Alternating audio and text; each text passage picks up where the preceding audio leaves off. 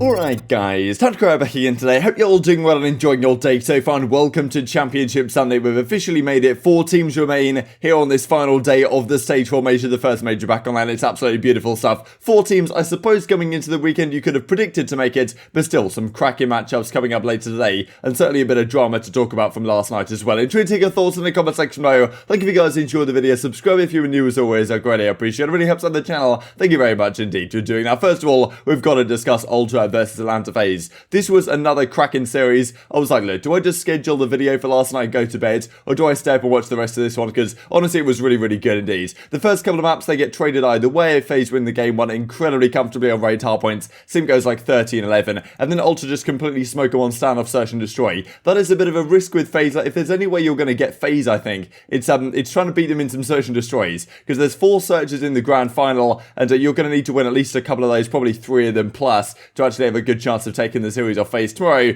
whoever ends up facing FaZe. This control though, like, Ultra do not lose controls very often, and this was another one they probably should have won. Arcitys did this crazy thing, like he called in his own streak. He shot a Hellstorm out of the sky to, well, shut that down, as he says right here. I shot the Hellstorm in such a crucial round, and then he goes on in this single, well, in this map right here, to get this crazy 2-piece to clutch up the game. And that's the thing with FaZe, right? They have all these pieces. They've got Simp who can just go off on the main stage, aBeZy that at any moment can just take over the game and is no doubt the best entry sub in the game. Cellium, will see what he does in game 4, and then Arcitys went huge this map, especially. Like, that was such a crucial 2-piece for FaZe. If they'd have lost this, right, it may have gone game 5. Maybe, Ultra managed to find the momentum to close out the series then and there. So, really incredible stuff, to be honest. Like, this is the thing with FaZe, right? Even when the backs are against the wall, they still have an incredible amount of bailout talent, even if they aren't just completely demolishing you off the map, which sometimes they do anyway. Then into the game 4, it was the Moscow, and this is where, like, Ultra, some mistakes being made most certainly, right? As you can see, everyone's flying into Cellium. They kind of gift him the 4-piece in a way, challenge 1 by 1, and that really was a great swing moment in the game for the guys on Atlanta FaZe, and they end up closing this one out. So what a series on the whole. Another cracker between these two. Clearly the top teams in the game, I think, at the present time.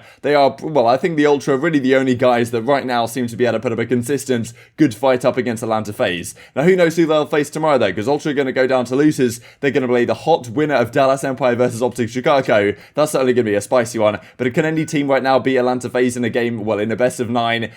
It's going to be tough to do, there's no doubt about it, but maybe if someone really catches fire. Ultra have done it before at stage 2, maybe another team can make it work this time around. Wanted to speak though about the New York subliners, because of course they had a very difficult weekend right here, where Seam wasn't able to make it out there. Decimate did a great job filling in for the squad, right? This I thought was an interesting stat here from Turtle. Subliners expand their game 5 record to 8-2, best in the COD League after their victory yesterday up against the Mutineers. Then of course they lost out to the Dallas Empire when they played them in a 3-1 fashion in the end. As Clay says, lost 3-1, GG to Dallas. Massive shout out to Decimate for filling on short notice. Wish we could have done more damage, but I think this guy showed all of you guys he's a professional who does deserve indeed a league spot. Now, I wonder exactly where he can get to. I think this is a great opportunity. I said it on the fight the other day, like, yeah, Decimate can come in here, he can show up, he can show some good performance, he can really prove that he actually does deserve a spot in the league, and I think he's done that, right? So fair play most certainly. I wonder what team will go for Decimate if they do decide to go down that route, but there's so many other talented players out there on the sidelines. Decimate's clearly been a hot target there. He got the opportunity on Seattle, now on New York with this fill-in situation, but it doesn't seem like he'll be filling in for them any longer, because the team's been talking about the fact that he seems like he should be back at least for stage 5, which of course is what every New York fan wants to hear. On a real note, subbing into a team this talented, especially with as much as the team does, is so hard, changes the whole team dynamic. Gonna keep trying to get W's for the boys and fans most certainly. We decimated super well under such circumstances. My visa should be coming in this week, says the team, so I can finally get out to Texas and be able to compete on stage with the team again onto stage 5, he says. So definitely the news that all New York fans are hoping for. It really did show this weekend how crucial Asim was to their team.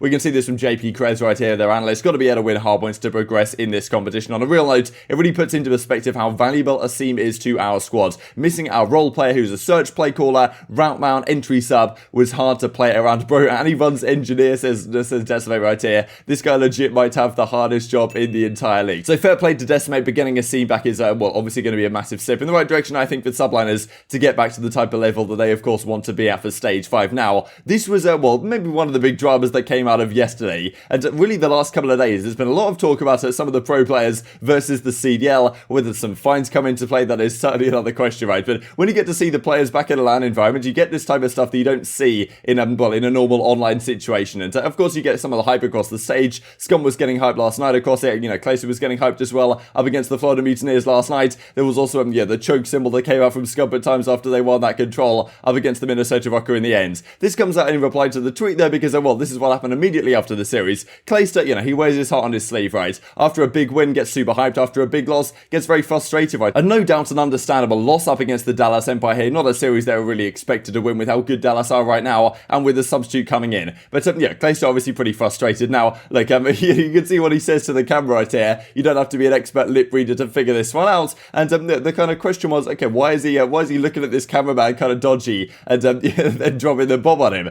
Now, will the CDL come out and hit him with the final, something like that? Now, Clayster does go on to explain this. I guess I'll put this on screen for you guys real quick so you can see it in the big screen, and then we'll talk about exactly, the context behind this situation. 100%. And then for NYSL, it's obviously, we touched on it.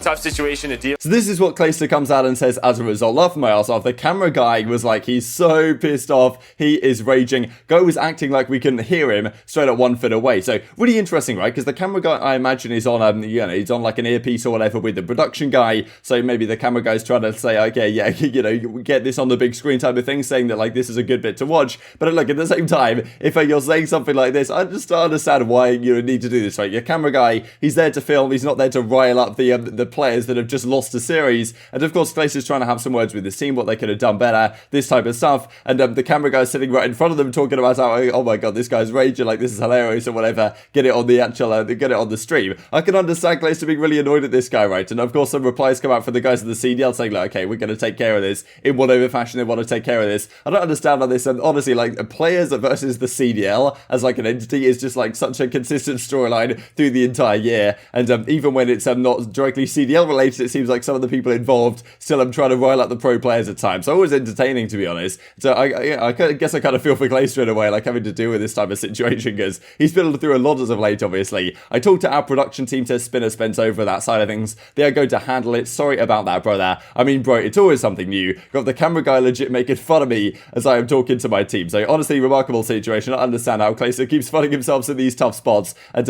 we can kind of continue what Clayster says right here. I mean, Revan says in reply, heard that, dude. The level of disrespect is unreal. Have some presence of mind at the very least. Clay says thank you, most certainly, in the replies. And Ogre 2 over at the Mutineer side of things as well. Wait, that's actually so toxic. Claire of Duty says she doesn't work over it. It's similar to Spinner Spence, really behind the scenes stuff at Activision and the CDL. Might have to say something. I was in disbelief, says Clay. I let it go on for a second. That's where you see me staring at him, and then he kept going with it. So he just decided to drop the absolute bomb on them. So I mean, crazy stuff, to be honest. I don't really understand how this keeps happening, honestly, to Clay. And this is what Clay says also as last night, because he's been in a tough spot as of late. Most important major thus far regarding seeding for the World Championships, and we can't even play with our team. So this is what we talked about yesterday, the fact that one series victory that they did have against the Mutineers, very important, at least put some more points on the board than they could have had, because obviously tough spot with the team. Last time they made the grand finals on the major, they may well have beaten Minnesota Rokkr in the winners round one. If they'd have had a team in their squad, you can certainly look at it that way. Also against the Dallas Empire, maybe they'd have beaten them, but who knows, right? Like, they didn't look so good with the team. They got completely destroyed by Ultra when they played them in the league last time. So I think they certainly do still have some room for improvement right there. But obviously not the ideal weekend for the subliners, guys, but they still find themselves in a pretty good spot, all things considered. As Slasher says as well, I feel you on this, had 30 minutes notice for the change.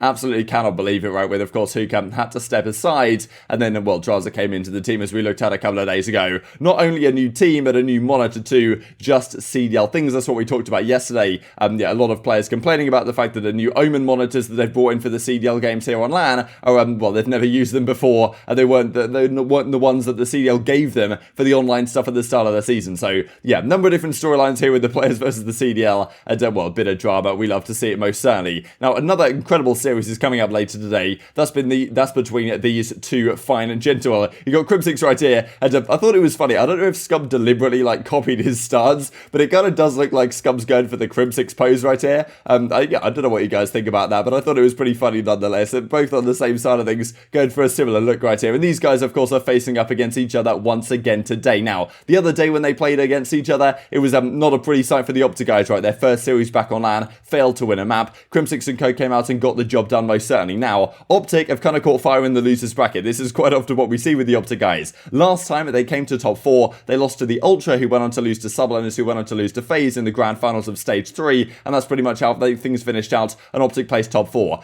Can they go one better this time? And if they beat them, of course, against Ultra, who knows what's possible. Ultra, I still think are the better team, no doubt. But yeah, who knows, right? Like, they went game 5, round 11 with them last time they played them. So really exciting to see. This is the bracket right now. So, of course, Empire versus OpTic, they played each other, wasn't close in the winners round 1. But OpTic since then, I mean, quite often OpTic are a team that can start slow in tournaments and really get rolling through the loser's side. That is obviously what they're going to try and do right here. And let's not forget, there's no advantage really for the team that comes through the winners bracket. So it's very possible that a team from losers wins here. It's just you've got to play FaZe, right, which is obviously the final boss most certainly. But Empire versus OpTic is the first series of the day. The winner of that will play Ultra. The winner of that then will play Atlanta FaZe for a shot to finish things off. What do you guys think? Do you think OpTic can make a run? Do you think Dallas Empire will prove something here? I think it's going to be really interesting to see because Empire clearly massively improved. I was very impressed yesterday about not only has Crimsix been having a phenomenal tournament statistically, but also Shotzzy didn't have a great series and they still win it pretty comfortably indeed. You've got Vivid having a great tournament, no doubt. ILLey is honestly putting in a lot of work for the Empire, so very impressed with them. At the same time, OpTic looked pretty phenomenal yesterday through the losers side of things, and I mean, yes, their series results weren't maybe incredibly impressive. They beat Seattle in the game 5. They take down Minnesota Rokkr, who maybe couldn't, well, they could have played better, I suppose, in that series, most certainly. Some mistakes coming out. At the same time, though, OpTic catching fire in losers, always a scary sight. Will the momentum necessarily continue in from yesterday, though? Because sometimes, okay, the momentum can get cut short, right, when you actually stop playing matches. So if it was like a crazy day where they play 5-6 games in a row, then maybe the momentum would really count for something. But they're here in a new day, you know, fresh stuff. And I think we certainly saw that Dallas were very much well prepared for OpTic when they played them before. I wonder if we'll see a similar situation here. I can imagine the Dallas Empire guys, I think in general, Dallas take the preparation side of things more seriously than OpTic do. And I'm not saying that OpTic don't prepare for their matches, but I really think that Empire were very, very well prepared when they played OpTic the first time around, especially on the Search and Destroy stuff where they completely bodied them on standoff. So who knows what map set we'll get again here, whether we'll get OpTic going down a different route, maybe throwing in a raid hardpoint or something if they actually want to go down that route. I'm not really sure. I think Moscow actually was the big question mark against Empire the first time, the fact that